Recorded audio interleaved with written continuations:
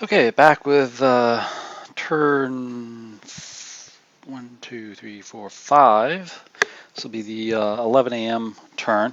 I want to make one thing right. I just noticed something that grave mistake on my part um, in terms of losses.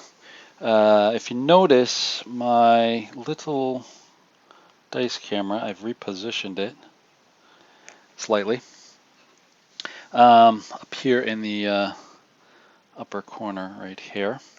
Slight mistake here by myself. The two units that have been lost, both the 5th Cavalry, North Carolina, you may recognize that I made a mistake there. And I will point that out in the other videos when I edit them. But the D.H. Hill and Garland over here both have little yellow circles in them over their strength points, meaning they are fragile units. Fragile units never go on the broken track. They get completely eliminated. So I'm going to move them up to the eliminated box here and move them over there. So it's a little bit more dire actually for the Confederates because those are strength losses of 6 that'll go straight to victory points for the Union at the end of the battle here. So they need to make up some ground in terms of victory points here because right now the victory points are going to come into play because in our last turn, just to summarize, the 12th and 23rd Ohio were able to push back Garland's troops out of the Wise Cabin. So the Wise Cabin, a victory hex, has been taken. So now it's split between two. Fox Gap is held by the Confederates, Wise Cabin held by the Union. And that now triggers the second effect, which is the victory points. So at this point, the Union has a good advantage over the Confederates, but Confederates are not out of it yet. We've got 3 more turns, so there's 3 turns to counterattack, try to push them off of there, as well as get victory points of their own on the broken track. Also, too, we have, I reposition this camera a little bit, we have Confederate reinforcements coming on up here in the form of G.B. Anderson's 2 North Carolina regiments, 2nd and 4th North Carolina, moving on to the attack. We still have, from the Union side, we still have the Union reinforcements that didn't make it on last turn to make it on. Also a 2nd battery. Simmons, West Virginia guns are going to move up here as well and potentially support. I'm not sure how much the Union guns are going to get into a supporting role here as the Confederates are already pushed back here and the Union have to get pretty close to actually do anything. And I'm not sure they're going to be able to get up there, but we'll see. We'll see. They may make a difference as time goes on. So I've got the chits in the cup already for this turn, the 11 o'clock turn, and we're right on to the artillery phase.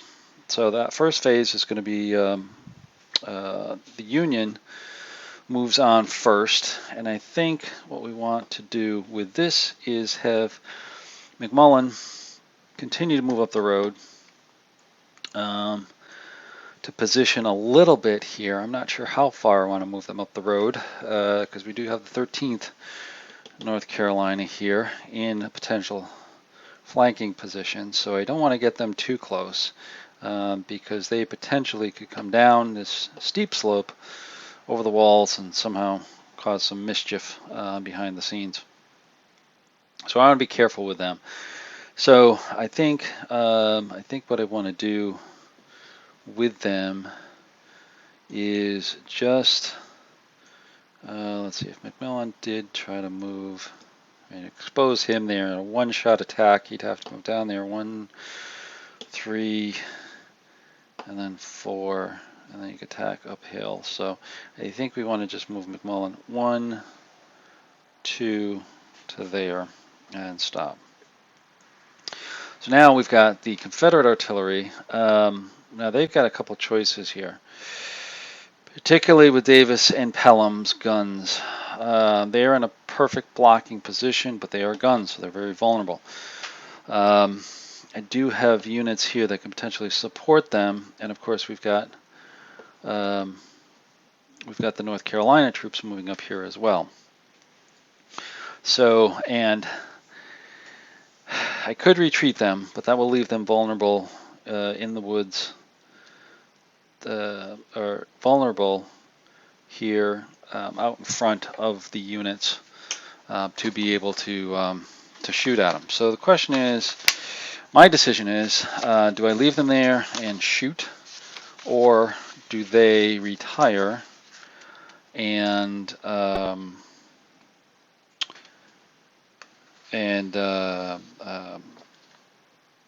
yeah, look for a better place there? So that becomes the question: is what do we do with them? I think I've got to use Pelham aggressively. He's an aggressive artillery captain, and the 4 guns are going to shoot. And here's the reason why.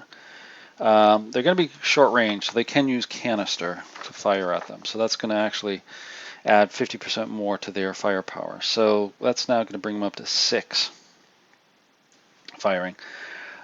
For combat shifts, we've got another shift forward here because Pelham's guns are smoothbores. He's got a couple of Napoleon guns there, so they can fire canister. So there's going to be another shift. So they're going to go up to the from the 6 to the 8-9 column, and there's really no negative shifts up there. Now, the 12th Ohio and the 23rd Ohio are now essentially at the same level, cohesion level. They're both at 1. Here's the reason why. 12th Ohio is unsupported because the 23rd Ohio has a morale hit. Can't give support to them.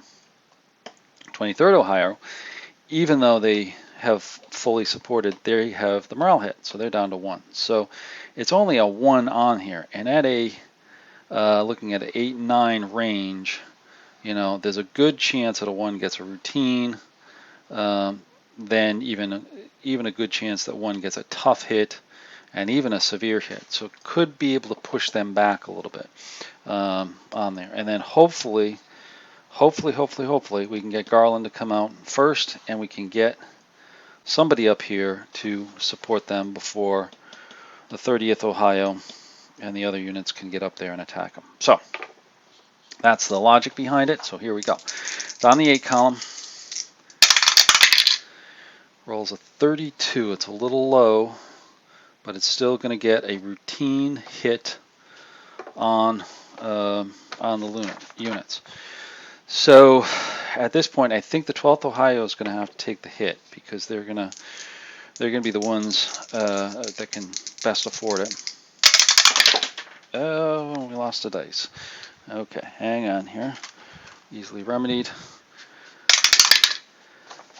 43. So 43, there's no depletion, but there is a R1, which forces them back to retreat 1 hex. And I think they'll go back to here. So that leaves 23rd Ohio, slightly battle worn and with morale issues over here to hold off. Not sure they're going to be able to attack. I mean, there are 4 against. There'll be a 4 on a 1. They will be Pelham's guns will be there, and they will have much better odds. So it's going to have to be somebody else coming up to help them if they do get it. Okay, next artillery. Back to the Union. That's going to be Simmons. They will move up. 1, 2, 3, 4, 5, 6. Okay. Yeah. Okay. So they move up. Last one for the Confederates is going to be Lane's artillery. There'll be 2. There'll be 1. They're going to fire over here No, take that back. They'll actually fire over here at the 23rd Ohio. All right. They'll be just on the one column. There's no shifts at all. 22, that's going to be a miss. So that's the end of the artillery phase. Okay, let's move on to our chit draw phase and see what happens. So far, the Union has been pushed back a little bit by the artillery, but they're still in a good striking position. Fortunes of War is the first one. All right, next chit pull is going to be removed. So all the chits are in here. That's just a tough one for the first turn. And we get, oh, a DH Hill. Ouch. I think it's got to be the fifth. The fifth cavalry. That's a tough one, but luckily we've got enough to absorb it. So the next one, it's going to be a fatigue. Plays a morale hit. Union fatigue. So they get to place a morale hit on one unit that doesn't have a morale hit already. Good question. I think we're going to take a morale hit. Do we go for the guns? I think so. I think we're going to place Pelham. Have Pelham take the morale hit. Right there. Okay.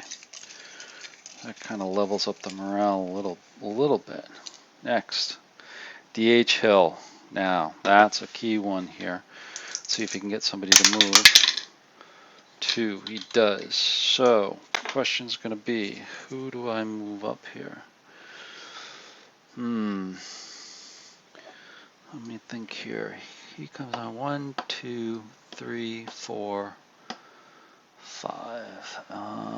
They're guns, so they're 2, 2, 4, so it's 3. So, yeah, he'll be good to help out stopping an attack. So I think we'll move first the 4th North Carolina. They're going to take attack orders. Shooting is nothing to shoot at. So it's straight moving. They will move 1, 2, 3, 4, 5 right into there. So they can move into their hex and potentially attack. That'd be a 4-on-4. Oh, wait a minute. Wait. I'm going to back that up. Sorry, I'm going to back that up because I just noticed something here. These are strength points of 2. Actually, it should be 1 and 2 now. So that will be okay for this guy, the 2nd North Carolina, go 1, 2, 3, 4, 5, and be able to move in there without a problem. All right. So that can potentially line him up for an attack over here. Now he is in the woods, so he will be unsupported no matter what his buddy does. Okay, where does he want to go? He can go 1, 2, 3, 4, or 1, 2, 3, 4, 5. Does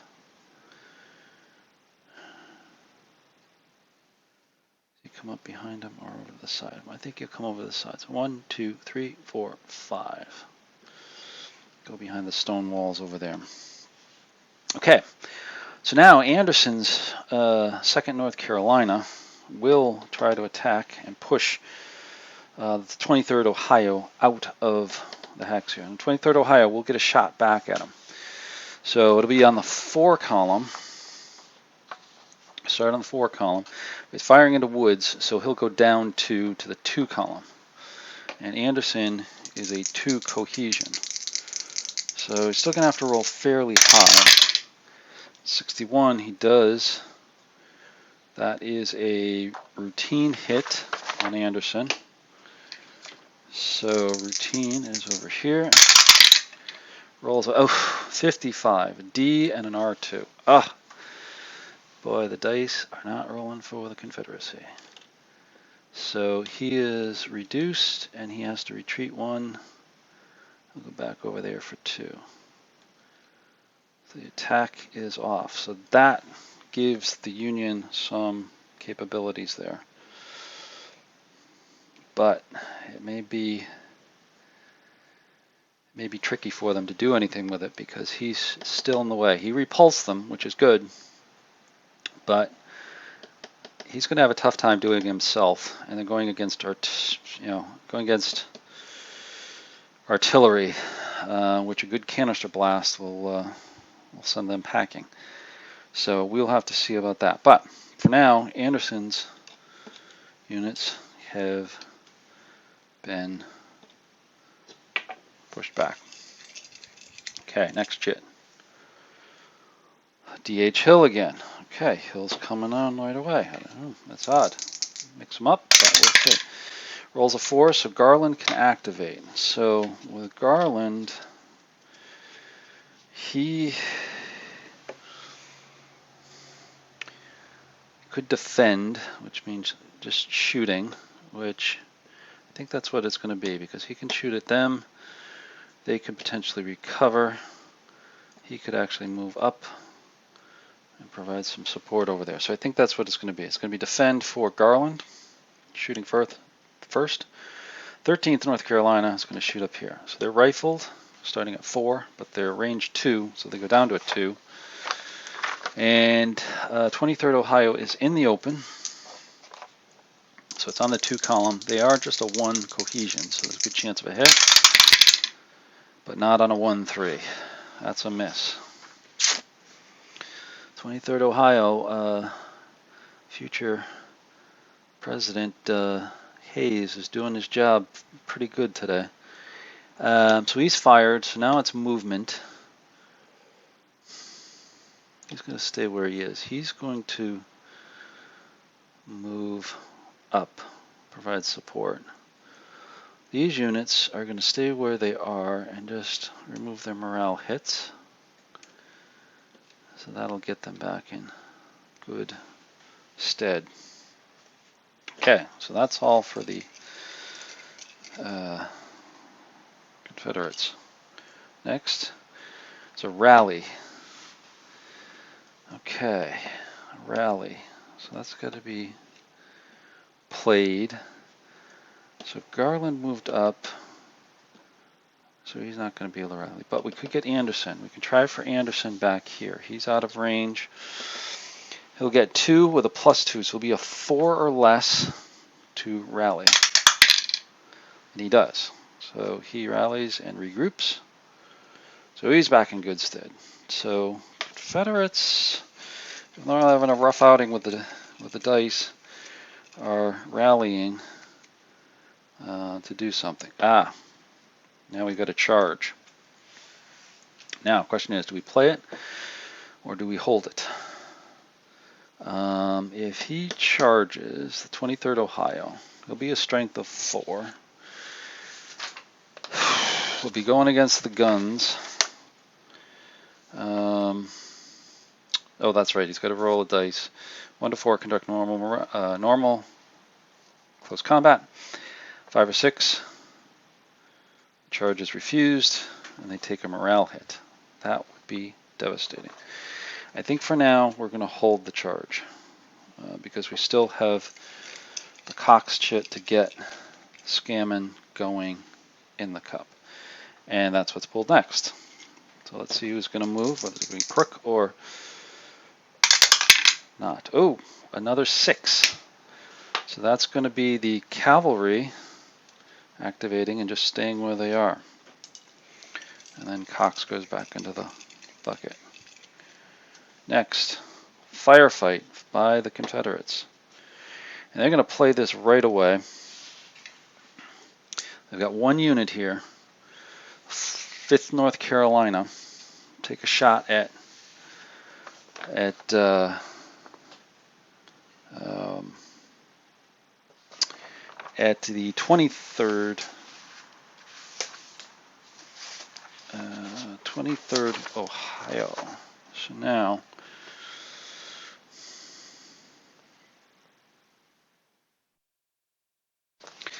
They are firing up a slope. Yeah, it's just a slope. Okay.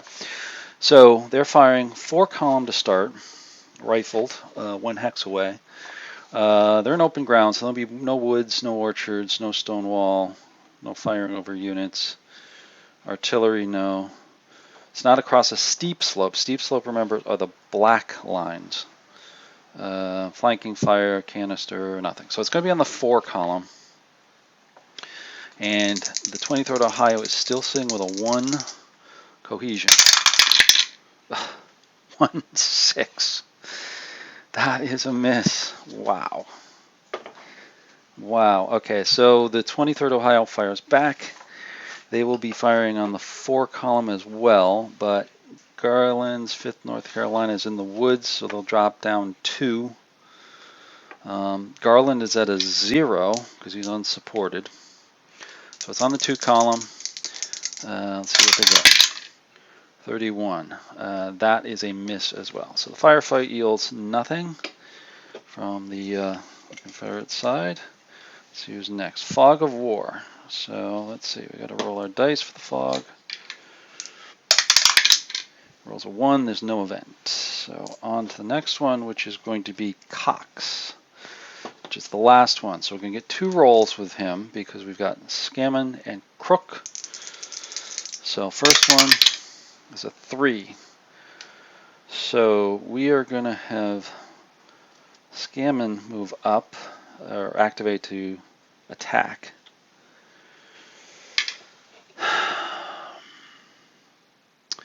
Now the question of how. So first off, the only shooting we have can be the 23rd.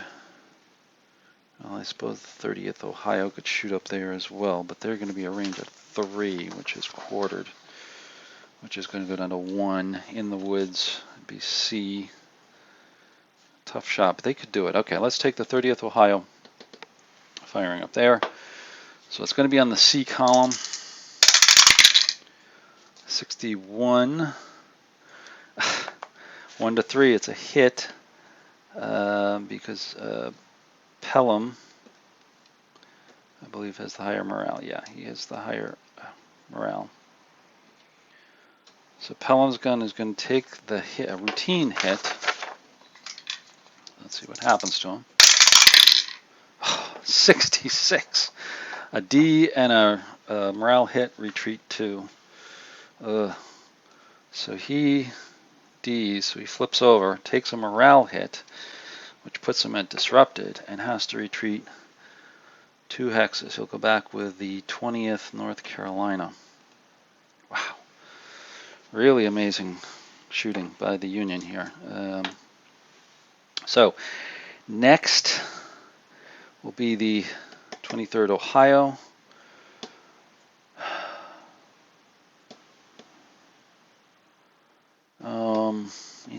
I think they're going to shoot. They're going to shoot at him. So it's going to be either way. It's going to be the same thing. It's going to be 4 with a -2 for the woods. Brings him down to the 2 column. So I think he's going against the 5th North Carolina. 53. It's a high one. It's going to be a. See, he's at 0, so it's going to be a tough shot on the North Carolina troops. 45 depletion and a morale hit, retreat 2. Well, the depletion forces a break test, which he fails. So he's on the broken track, and this one is legitimate because there's no yellow circle. So he goes off onto the broken track, and the morale hit and the retreat are nullified. So Union coming back so strong, pushing him back. So that's all the firing. Next is the movement, which I think what I want to do here is have 23rd Ohio backs out and goes into here, like so. Oh, wait a minute. If he does that, that's disengagement fire on him, isn't it? Right. Right. Okay, he's staying put. 12th Ohio is going to move in, and they'll attack.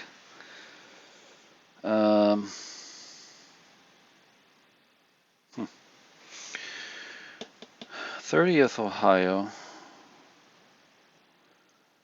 What will they do? They can come up here, but then they'll be engaged with them.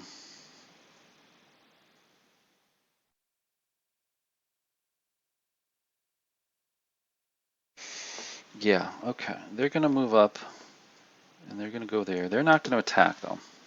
Got a special mission for them, hopefully. But 12th Ohio, 23rd will go against Davis's guns. So the real test here is going to be Davis.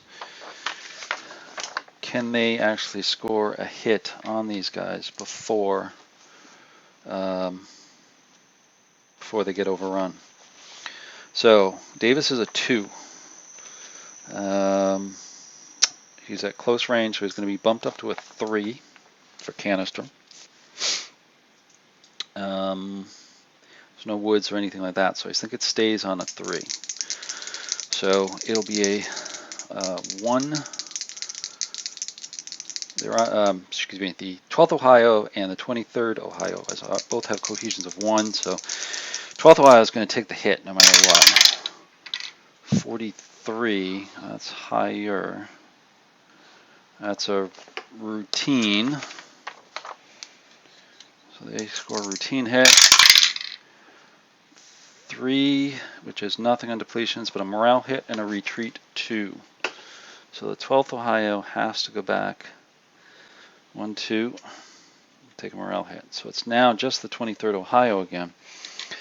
But they will be able to take the guns at this point. Actually, we still do need to resolve it here.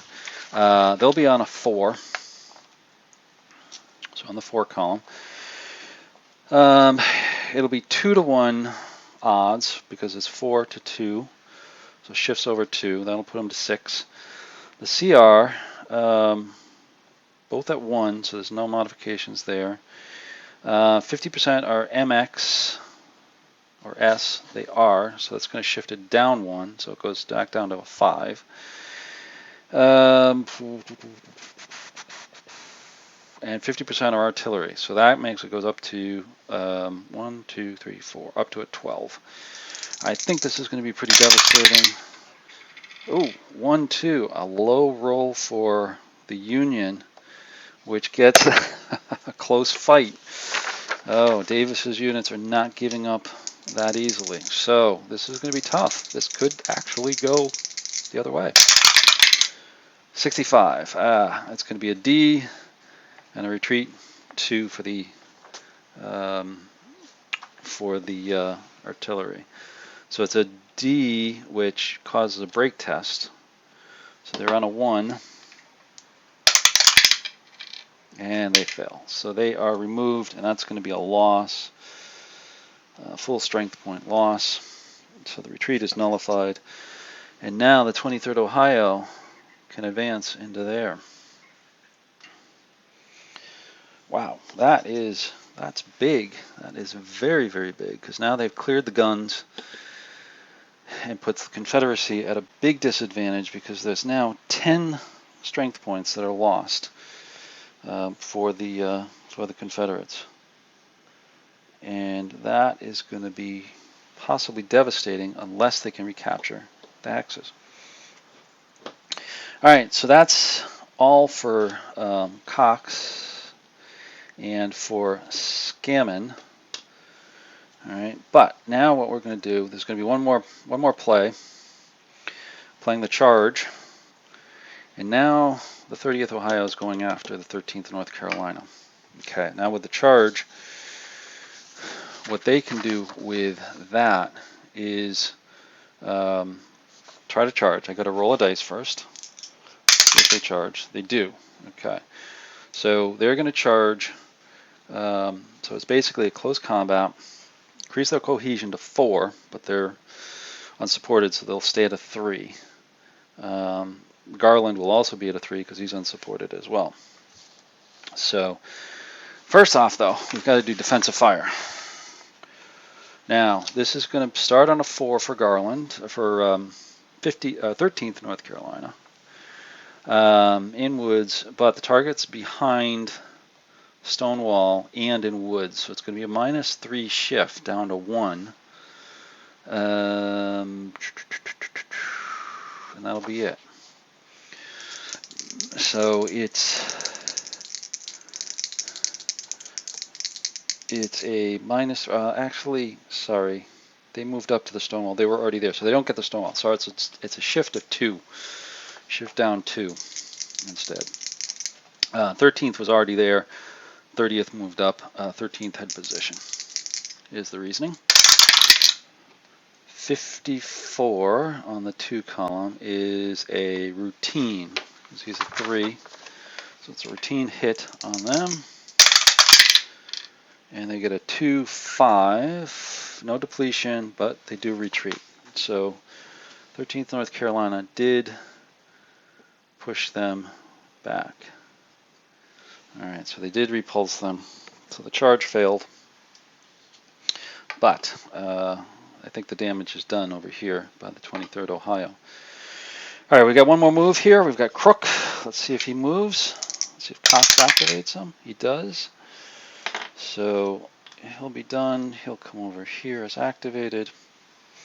And I think he's just going to do a maneuver, which will allow them to march up the road, and they have 7 movement points. So he'll go 1, 2, 3. Oh, sorry. 1, 2, 3, 4, 5, 6, 7. And he'll go 1, 2, 3, 4 to there. Mindful of stacking.